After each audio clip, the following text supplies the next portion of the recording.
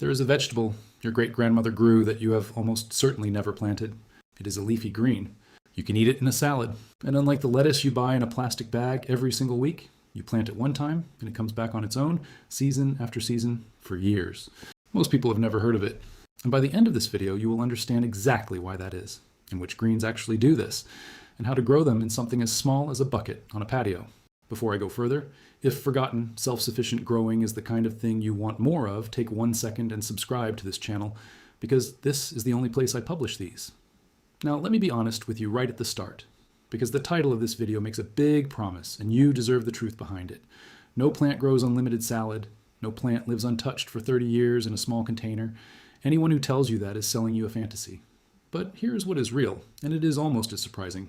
There's a whole family of leafy greens that are perennial. That word simply means they do not die at the end of the season. They go quiet in winter, and they return in spring, on their own, year after year, often for 5, 10, even 15 years from a single planting if you treat the soil right. Compare that to ordinary lettuce and spinach, which are annuals. An annual finishes its entire life in one season, and then it is gone. And you buy the seed again, and you plant again, and you do that forever. So the real question is not why these perennial greens are magic. The real question is why almost nobody grows them anymore. And the answer is not a conspiracy. It is simpler and more interesting than that. The entire garden industry, the seed packets on the rack, the seedlings at the garden center, the catalogs that arrive in spring are built around annuals. A plant you buy once and harvest for 10 years is a plant the seller can sell you exactly one time. A plant you must repurchase every single spring is a far better business. So over a few generations, the greens that come back on their own quietly fell off the shelves, out of the catalogs and out of memory. They were never banned. They were simply not profitable to keep selling, so they were allowed to be forgotten. And that is the gap I want to fill for you today. Now, I have put together a complete reference guide that lays out the full planting protocol for these perennial greens, and I will tell you exactly what is in it in a moment, but I want you to get real value from this video whether or not you ever look at that guide. So let me actually teach you. Let us start with the one most worth knowing. It is called Good King Henry. That is its real name, and it is wonderful. It was a staple in European cottage gardens for centuries, grown in Britain for thousands of years, and today it is so forgotten that most people mistake it for a weed. Its young leaves taste like a milder spinach. Its early shoots can be cut and cooked like asparagus, and once it is established, it returns every single spring with almost no effort from you. The catch, and there's always a catch, is that its seeds are stubborn to germinate because they need a cold period to wake up. That is one of the specific things people get wrong, and it is exactly the kind of detail my guide solves with the precise method. Next is sorrel. If you grow nothing else from this video, grow sorrel. It is one of the very first green things to appear in spring, often while everything else is still bare. It has a bright, lemony, almost citrus tang that you simply cannot buy fresh in a store. It thrives in sun or partial shade. It asks almost nothing of you, and a single plant can feed you leaves for years.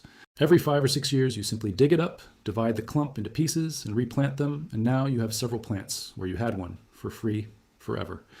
Then there is perennial kale. You will hear it called many names: tree collards, walking stick kale, Dobington kale. Here's the strange and important part. You do not grow it from seed at all. You grow it from a cutting, a small rooted piece taken from another plant. You push that cutting into good soil, and it becomes a plant that can produce leaves for years and never flowers itself to death the way ordinary kale does.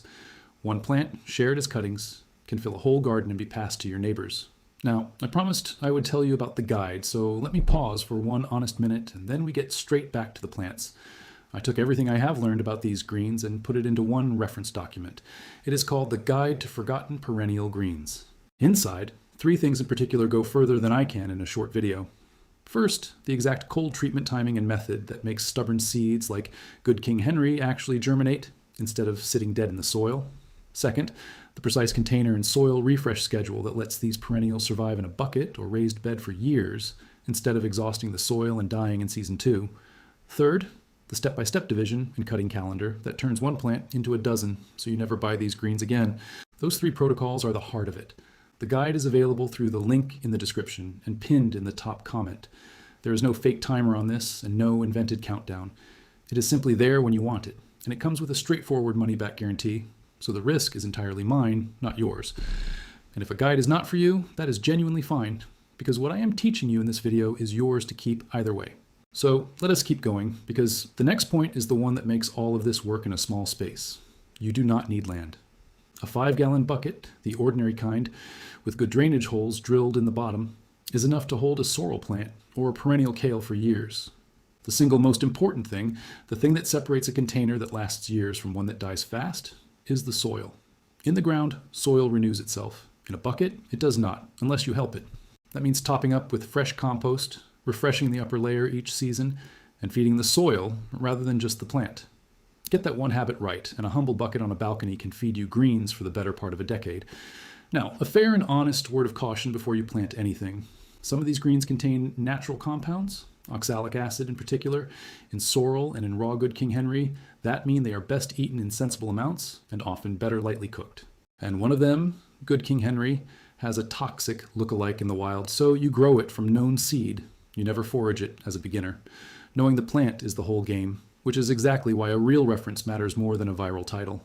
If you have found this useful so far, the single most helpful thing you can do is leave a comment telling me which of these greens you would plant first and where you're growing from, a balcony, a yard, a farm, because it genuinely shapes what I cover next. Let me leave you with a picture of 2 gardens. In the first, it is spring again, and you're back at the store buying the same bag of lettuce, the same packet of seed, starting from zero, the way you did last year and the year before. In the second, it is spring, and you walk outside and the sorrel is already up, the kale survived the winter, and the good King Henry is pushing out its first shoots, and you did nothing but let it return. The difference between those 2 gardens is not money, and it is not luck. It is simply knowing that the second garden is even possible, and most people never get told. Now you have been told. The full guide with those 3 protocols is in the description and the pinned comment whenever you want it. And if you want more forgotten, self-reliant knowledge like this, the kind almost nobody publishes anymore, subscribe to this channel right now, because the next plant I show you is one I think you will wish you had known about your whole life.